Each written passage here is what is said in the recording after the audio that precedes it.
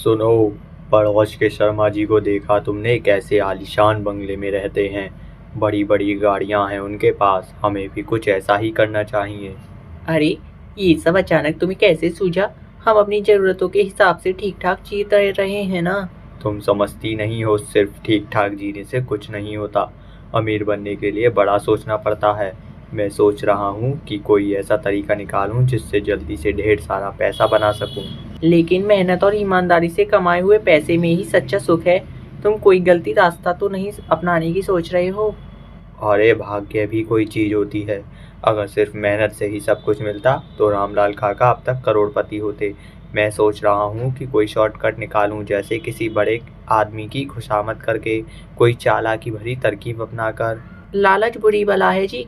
ज्यादा लालच करने से अक्सर आदमी अपने हाथ का भी गवा बैठता है। तुम औरतों की सोच हमेशा छोटी ही रहती है। मुझे तो बस अमीर बनना है, चाहे जैसे भी हो। मैं किसी दोस्त से सलाह लेकर किसी बड़े बिजनेस में पैसा लगाता हूँ, या कोई स्कीम ढूंढता हूँ जिससे काफ़ी ज़्यादा पैसा मिल सके मुझे। बस यही डर है मुझे, कहीं जल्दबाजी में कोई गलत फैसला ना ले लो आप।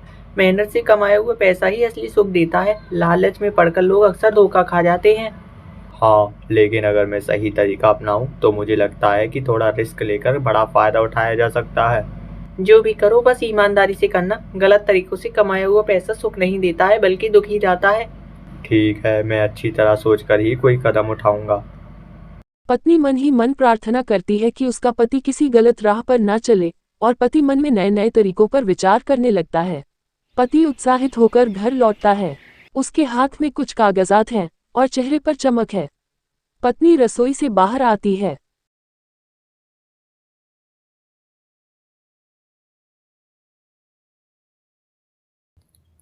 देखो, मैंने एक बढ़िया मौका पकड़ लिया। मेरे दोस्त मोहन ने बताया कि एक नई इन्वेस्टमेंट स्कीम आई है, जिसमें बस थोड़ा पैसा लगाओ और कुछ ही महीनों में दुगना हो जाएगा। मैंने अपने सारे बचत के पैसे उसमें लगा दिए हैं।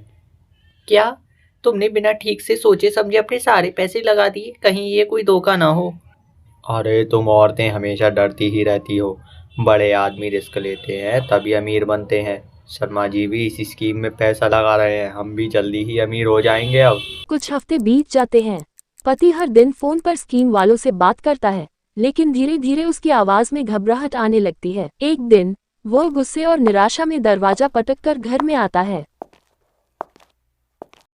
क्या हुआ जी? तुम इतने परेशान क्यों लग रहे हो? वो लोग धोखेबाज निकले, पूरा पैसा लेकर फरार हो गए। ना शर्मा जी का पैसा वापस आया, ना मेरा। मैं बर्बाद हो गया अब। मैंने तो आपसे पहले ही कहा था, लालच बुरी बला है। मेहनत से कमाया गया पैसा ही असली होता है। अब देखो, अपनी ही बेवकूफ़ी से सब कुछ गवा बैठे ना तुम। हाँ, तुम सही कह रही थी। मैंने लालच में आकर सब कुछ खो दिया। काश मैंने तुम्हारी बात मानी होती। अब पछताने से कुछ फायदा नहीं है। चलो अब मेहनत से दोबारा शुरुआत करते हैं। कोई भी स्थिति स्थायी नहीं होती है। अगर सच्चे मन से मेहनत करोगे तो फिर से अपने पैरों पर खड़े हो जाओगे। हाँ, अब मैं समझ गया कि कोई शॉर्टकट नहीं होता। आगे से सिर्फ ईमानदारी और मेहनत से ही कमाऊंगा मैं। पत्नी मुस्कुराती है और पति नई उम्मीद के साथ मेहनत करने का संकल्प लेता है। कहानी हमें सिखाती है कि लालच का नतीजा हमेशा बुरा होता है। कुछ महीने बाद पति ने अपनी गलतियों से सीख लेकर मेहनत करना शुरू कर दिया है। अब वह एक दुकान पर नौकरी कर रहा है और अपनी जिम्मेदारियों को समझने लगा है।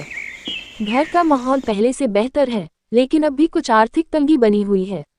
पति थका हुआ घर लौटता है। पत्नी चाय लेकर आती है। आज बहुत थके हुए लग रहे हो, क्या बात है? हाँ, काम का बोझ थोड़ा ज़्यादा था, लेकिन कम से कम अब मैं सुकून से सो सकता हूँ।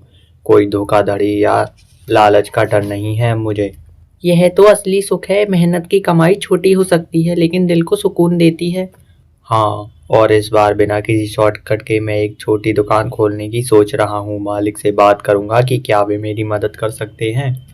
ये तो बहुत अच्छी बात है। अगर हम धीरे धीरे आगे बढ़े तो एक दिन अपनी मंजिल जरूर पा लेंगे। कुछ समय बाद पति अब अपनी छोटी सी दुकान खोलने की तैयारी कर रहा है। उसने अपने मालिक से थोड़ी आर्थिक मदद ली है और दुकान किराए पर लेने के लिए पैसे जमा कर लिए हैं। घर में खुशी का माहौल है, लेकिन कहानी में एक नया मोड़ आने वाला है। पति और पत्नी दुकान खोलने की योजनाओं पर बात कर रहे हैं। तभी दरवाजे पर जोर जोर से दस्तक होती है। पति चौंक कर दरवाजा खोलता है। बाहर एक अनजान आदमी खड़ा है जिसकी आंखों में अजीब सी चमक है। आप ही रमेश जी हैं क्या? हाँ, लेकिन आप कौन हैं? मेरा नाम विक्रम है। मुझे पता चला है कि आप व्यापार शुरू करने वाले हैं। अगर आप जल्दी ही अमीर बनना चाहते हैं तो मेरे पास एक शानदार मौका है। पत्नी अंदर से ये सुन रही होती है और उसका चेहरा चिंता से भर जाता है। वह बाहर आकर पति के पास खड़ी हो जाती है। हमें कोई आसान पैसा नहीं चाहिए। अरे भाभी जी, ये आसान पैसा नहीं है, समझदारी से पैसा कमाने का मौका है। बस कुछ ही दिनों में आपकी ज़िंदगी बदल जाएगी। मैं ऐसे लोगों को जानता हूँ कि जो एक महीने में लाखों कमा रहे हैं। अगर आप चाहें तो मैं आपको एक खास योजना में शामिल कर सकता हूँ। लेकिन इसमें करना क्या होगा? रमेश, फिर तुम वही गलती करने जा रहे हो जो पहले की थी। देखिए, आपको कुछ नहीं करना है, बस केवल दस्तावेजों पर साइन करने होंगे, थोड़ा इन्वेस्टमेंट और फिर बिना मेहनत के पैसे आपके पास आ जाएंगे। सोच लीजिए, ये मौका बार बार नहीं मिलता है। पति सोच में पड़ जाता है। उसकी आंखों में फिर से लालच झलकने लगता है। अगर तुमने इस बार कोई भी गलत कदम उठाया तो याद रखना, मैं तुम्हारा साथ छोड़ दूंगी। पति पत्नी की आंखों में देखता है। उसे वो पिछली ठगी याद आ जाती है जब उसने लालच में आकर अपना सब कुछ गंवा दिया था। उसका चेहरा तनाव से भर जाता है और वह गहरी सांस लेता है। नहीं, मुझे अब कोई शॉर्टकट नहीं चाहिए। मैं मेहनत से कमाऊंगा, तुम यहाँ से जा सकते हो। विक्रम का चेहरा उतर जाता है। वह झुंझला कर मुड़ता है और अंधेरे में गायब हो जाता है। पत्नी की आंखों में आंसू आ जाते हैं, लेकिन इस बार ये आंसू खुशी के होते हैं। पति ने अपनी सबसे बड़ी परीक्षा पास कर ली थी, अपने लालच पर काबू पाकर। अगले दिन पति दुकान खोलने की तैयारी में लग जाता है और इस बार उसकी मेहनत उसे असली सफलता दिलाती है। पत्नी खाना परोस रही होती है और रमेश थका हुआ लेकिन संतुष्ट नजर आता है। तभी दरवाजे पर फिर से दस्तक होती है।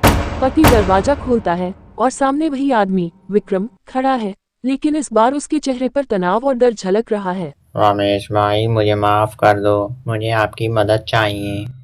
क्या हो गया तुम्हें? जिन लोगों ने मुझे इस बिजनेस में डाला था वे बहुत खतरनाक निकले।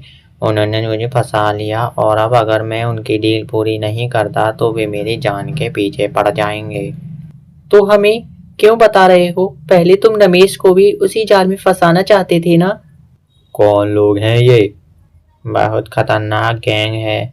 वे पहले लोगों को लालच देकर पैसे लगवाते हैं, फिर जब कोई पैसा नहीं वापस मांगता है तो उससे धमकियां देने लगते हैं। अब वे मेरे पीछे खड़े हुए हैं। तभी अचानक दूर से एक गाड़ी की हेडलाइट चमकती है और घर के सामने रुक जाती है। रमेश और विक्रम घबरा जाते हैं। दो आदमी गाड़ी से उतरते हैं और दरवाजे पर आकर जोर जोर से दस्तक देने लगते हैं। विक्रम, हम जानते हैं कि तुम अंदर हो, बाहर निकलो वरना अंजाम बुरा होगा। रमेश सोच में पड़ जाता है। उसे समझ नहीं आ रहा कि वह विक्रम की मदद करे या खुद को और अपने परिवार को इस मुसीबत से दूर रखे। विक्रम, तुमने किस मुसीबत में खुद को डाल लिया है? मुझे बचा लो रमेश भाई, प्लीज। गाड़ी के बाहर खड़े लोग अब और जोर से दरवाजा पीटने लगे हैं। माहौल तनावपूर्ण हो चुका है। क्या रमेश विक्रम की मदद करेगा या उसे उसके हाल पर छोड़ देगा? क्या गैंग के लोग अंदर घुस आएंगे? आगे क्या होगा?